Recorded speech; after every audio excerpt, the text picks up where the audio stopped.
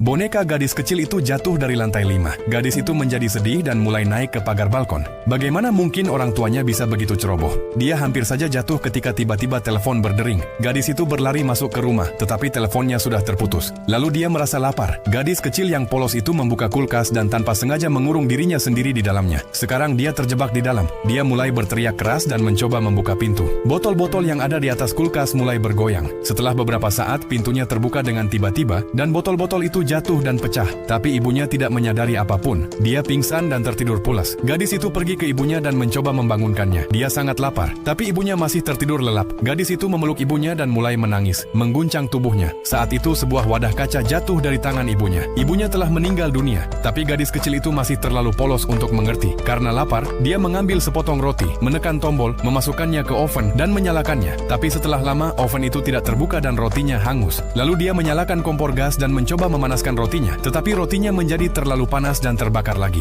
Dia mencoba meniup apinya agar padam, tetapi apinya tidak mati. Saat itu juga, telepon kembali berdering. Gadis itu naik ke bangku dan rak untuk mengangkat telepon. Itu adalah panggilan dari ayahnya. Gadis itu meletakkan telepon di telinga ibunya, tetapi ibunya tidak memberi respons. Setelah beberapa saat panggilannya terputus, gadis itu mengambil sebotol cairan pembersih, Fenil, dan berkata kepada ibunya, "Mama, bolehkah aku minum susu?" Tapi ibunya tidak berkata apa-apa. Gadis itu mulai menuangkan Fenil ke dalam botol susu, tapi cairannya tumpah. Dia membersihkannya dan mulai mengepel. Segala sesuatu di rumah berantakan. Setrika masih menyala, kompor gas juga masih menyala.